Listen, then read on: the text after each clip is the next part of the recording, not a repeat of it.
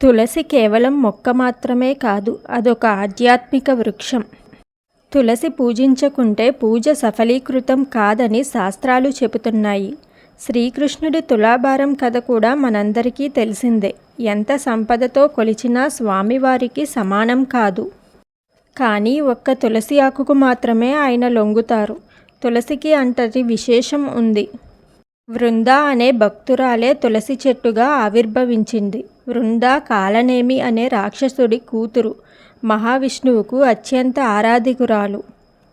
మహాశివుడి మూడో కన్ను నుంచి వచ్చే అగ్నిలోంచి పుట్టినవాడు జలంధర్. ఇతడు అపార శక్తివంతుడు. ఇతడు యువరాణి వృందను బాగా ప్రేమిస్తాడు.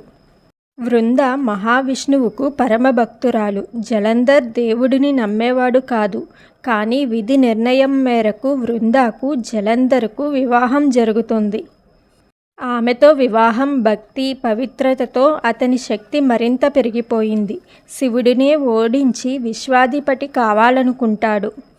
జలంధర్ శక్తులను చూసి దేవతలు కూడా భయపడి విష్ణువును ప్రార్థిస్తారు. వృంద భక్తురాలు కావడంతో జలంధర్ను ఎలా హతమార్చాలని సందిగ్ధం కలుగుతుంది విష్ణుమూర్తికి. జలంధర్ శివుడితో యుద్ధం చేస్తుండగా జలంధర్ రూపంలో విష్ణువు వృంద వద్దకు వెళ్తాడు.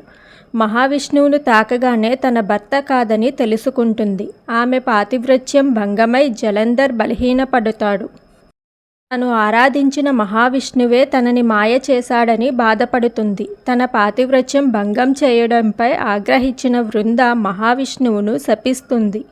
ఆమె శాపనార్థంతో మహావిష్ణువు గండకీ నది సమీపంలో శాలిగ్రామశిలగా మారుతారు. ఇక శివుడితో యుద్ధం చేస్తున్న జలంధర్ మహాశివుడి అస్త్రాలకు హతమవుతాడు. భర్త మరణించాడని తెలుసుకున్న వృంద తన జీవితాన్ని ముగించాలనుకుంటుంది.